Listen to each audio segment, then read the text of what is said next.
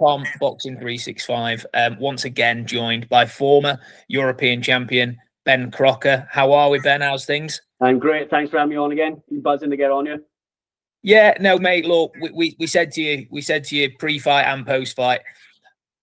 Once we're a fan of somebody, that's it. You know, I've got all the time in the world for you, and to be fair, more appreciated that you've got time for us as well. It does mean a lot from me and Dan, who's not here today. Yeah. No, I appreciate it. No, thank you. Honestly, thanks for getting me on. Yeah, so today is quick fire questions. Going to keep it nice and short, nice and sweet. We'll start off with a boxing question. So, any pre-fight boxing superstitions? What goes through my head? What goes through your head? Do you have a lucky charm? Do you have to put your left glove on first? Right, I'll tell you actually. The last fight with Sean McComb, we were in the change rooms, and everyone always has music on in the change rooms. I have nothing. Gary said to me, "Do you want me to go get radio or something? Put some music on." I said, "Nah, I don't listen to music." Because when I was an amateur, it must have been my 10th fight. I had earphones in one day, lost the fight. So I was like, right, I'm not listening to music anymore before the fight. I just like the silence and like just hearing myself breathe. I know it sounds mental, but yeah, that's what I have. And I have a bath. I go have a bath every day of the fight, every like morning of the fight. That's my ritual. No, absolutely love that, mate. And everyone's got something different. Some people don't do anything, which is their own thing, and then some people have. There's been weird and wonderful things, I can assure you. Yeah. So it's one of them. But I mean, Jack Bateson, for example, we spoke to Jack the other day, and he was saying that he got given like a lucky charm from a fighter's granddad in a gym when he was younger. Oh yeah. And he took it with him to every fight. And the first fight he didn't take it to, he lost. Oh my god, yeah. So that's it now. Like that comes everywhere. That's I guess it, yeah. Takes it everywhere. That's it. Yeah. Yeah, so it's a good thing to see, and I love hearing this sort of stuff. So yeah, it's amazing. Music is my one. That's it. Music. You come into my change room before fight. There's no music on at all. That makes interviewing a hell of a lot easier, though. I can assure you. There's always that awkwardness of going into a changing room and saying, "We're all right, turn the music down." Yeah, that's it. Yeah, true, exactly. So, second question's a really random one, but these were generated by AI in a lot of the ways. So, apologies. What is your favorite type of cheese? Oh, you know what? I've gone into Brie a lot lately. Okay. Yeah. But then again, halloumi. I love halloumi. So yeah, no, it's probably halloumi. I love halloumi. Yeah. Yeah. I had a halloumi salad. I think it was 2 days ago, and then a day after I had halloumi fries. Yeah, I'm gonna say halloumi. Halloumi. Okay. Do you know what? That's a great choice. On the Brie front, do you eat the rind? What's that? What's that on it? You eat the skin of the Brie. Oh no! I don't eat that. Do you not? Dip whatever in, or scoop a bit out, even put it on toast with bacon. Yeah, it smells it out. It's, you know, we put it in the air fryer. It does smell the plate out, but it's lovely. Absolutely, cannot disagree with that. Okay, so away from cheese, but still on food for this one. Favorite takeaway meal? Oh, that's a tough one. It's either pizza or I do like a Mexican. I do like a Mexican takeaway or an Indian. Yeah, it's one of those three. Okay, definitely so one of those three. We've narrowed it down to 3. Okay, I'm happy with that. We can take that. Yeah. If it's straight after the fight, like straight after, and I go back to the hotel, it's a pizza. Yeah, it's a pizza, definitely. What toppings? Just pepperoni and mushroom. Yeah, that's all I ever have. Or now and then I might go for the meat feast, get it all on the meatballs, everything. love that. That's brilliant. Okay, so we are back to the boxing question now. So yeah. Question number 4 is a boxing question, and it is past or present. You can have one more fight in your career. Who are you sharing the ring with? Ooh, past or present? God, it's a tough one, that. It'd have to be, he would absolutely school me, but it'd have to be Floyd Mayweather. Love him to bits. He's my all-time favorite. And just to say, I've been in there, I've met him, I've touched him maybe once with my glove. Yeah, it's gotta be Mayweather.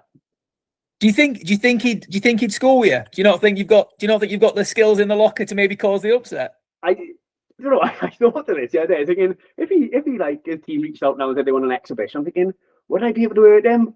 But I don't know. I think he's just so sharp. You watch his sparring videos, and I'm thinking in my head, how can anyone land that jab on him? But he's just so good. I think I might get a few sneaky jabs at him. Maybe catch him with a nice uppercut, but that's about it. Okay, I like that. Floyd Mayweather, if you are on the very, very unlikely chance watching Boxing 365, please reach out. Ben Crocker wants an exhibition or a sparring session. Make me a multi-millionaire. It's coming, mate. It's coming. I can assure you it's coming. Yeah. Let's get through Rees and then we'll worry about it. That's it. Yeah. So last question, a really nice one, to be honest. And that is favorite or dream holiday destination? Favorite or dream holiday? My dream holiday destination is Australia, actually. Yeah, I'd love to go to Australia. My favorite that I've been to, take away Ibiza because you're with the boys and you're partying. Thailand. Love Thailand. I've been twice. I'd go tomorrow if I could. I want to go back again this year. I just love it out there. I love the people, love the food, love how cheap it is, and the weather. Yeah, we're a lover of Thailand. Again, we've been to Phuket and we've been down to Bangkok. We went last year on the way back from Japan, and again, can't agree with you more. Absolutely phenomenal place. You know what? I love Bangkok. It's such a city place. I love like the rooftop bars. I'm gutted we actually, because it's the second time going. We only went to Bangkok for one night. I'm gutted we didn't do longer there. But Bangkok, hell of a place. And Japan, actually, I'd love to go to Japan. Never been, but that's a dream holiday destination. Japan was amazing. We did Japan in May. I was going to say this year, but no, May last year, and absolutely phenomenal. Absolutely phenomenal. If you ever want any tips on what to do out there, let us know. Me being a little bit, how do I say this without offending anyone with this being recorded? Yeah. A little bit anal. I created this whole itinerary. Top to bottom, everywhere. Like I knew on the hour where we were going. Yeah. There's so much to do. That's it. No, I bet. Yeah, no, I'd love to go. I've heard a couple of my mates went to watch the rugby. When was it? Not last year, the year before, I think. But they said it was like another. It's like a different world up there. They said. Yeah, it is. I'd love to go there as well. Yeah, it is absolutely a different world.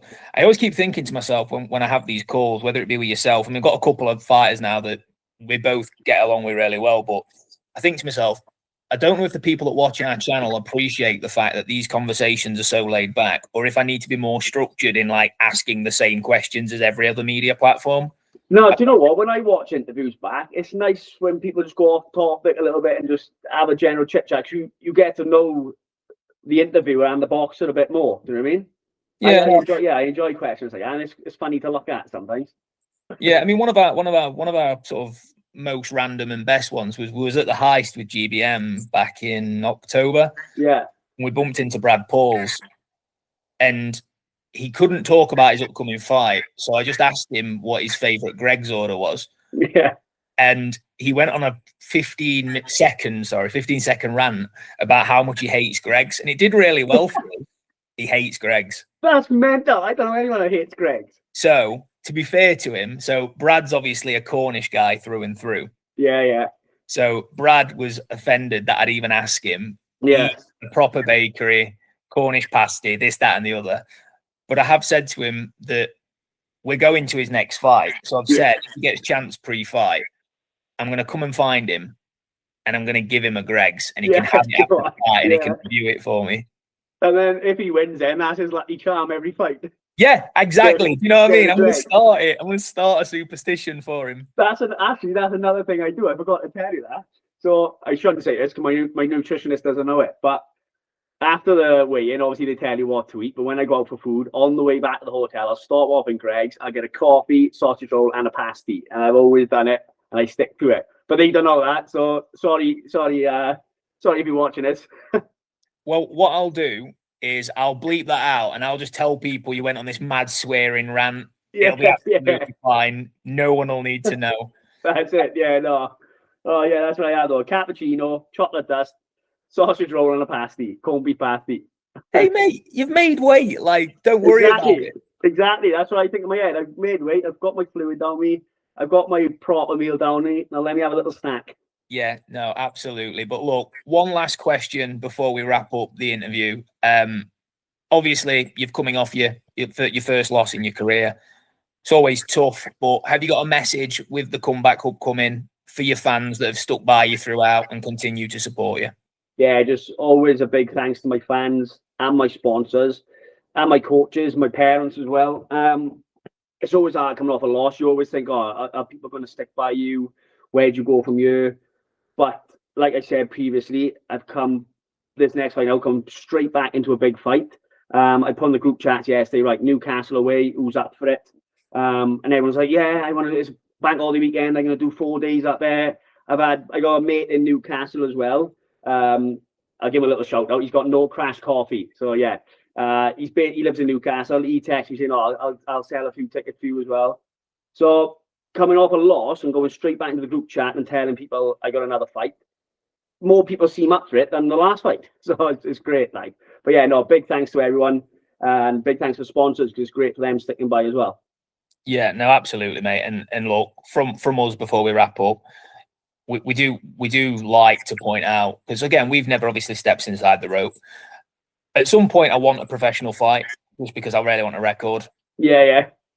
Now you're at like super middleweight walking around. You're probably not far off my weight now, so maybe get a few more wins under your belt, and we can have a bit. And then we can have it off. Yeah, maybe. Cheeky 6-rounder. Yeah, you might put me down within 3, I think. I don't think I would. Yeah. But yeah, look, don't let losses define you. That's it. You know what I mean? And we talk to a lot of fighters that come off losses because people seem to avoid interviewing fighters when they come off losses, which we find bizarre. But you look at someone like a Troy Williamson and the run he's on at the minute. He's potentially fighting for a world title next. You are literally one result away from changing your life in this sport. And people like Ben, who we get along with, we got a lot of time for, and I like to think it's vice versa. But we want to see you do great things in the sport. Keep your chin up, keep working hard, mate, and the opportunities will always. I think. Exactly, I appreciate that. I think that's the thing with boxing. I think everyone is so scared to lose because it's years ago, like all these boxers trying to keep their own. And I think that's just what boxing's about. If you look at MMA, they got losses. Nobody really cares. But in boxing, if you have one loss, people think it's over. Then you could be 32. Have 2 losses, and you'd have just some casual boxing fan. Oh, he's done for now. He moves to retire. I'm thinking that's mental. This guy, he probably could have won 22, and he's only lost 2. Like, yeah, it's a bizarre world. It's a bizarre world. It's the way it is. Yeah, it is mad, man. But no, I'm just happy. I'm straight back into a good fight now. And like you said, winning this could change my life as well because it'd be for the Commonwealth title. Jack Rafferty's got that. If you don't vacate it by then, you never know. But that would be on a Frank Warren bill. Put on a good performance and let's get signed by someone after it. That is the exact plan. Cause the upset, take away Rafferty's pressure, and that's it. And the new British Commonwealth. Yeah, that's it. Do you know what I mean? Yeah. Coming back to Wales, I'll be on the top ropes then. Like I had planned last time, but it didn't come off. But hey, look, it's going to happen this time. It's going to happen this time. No disrespect, Jack. Again, if you're watching, all right, we are fans. We do like you, but Ben's our boy, and if Ben gets the opportunity, Ben's going to beat you. That's it, front and back. That's it. So yeah, let's get this all win out of the way, and then we look on for bigger things. Then. No, absolutely. Look, Ben, appreciate your time as always, mate.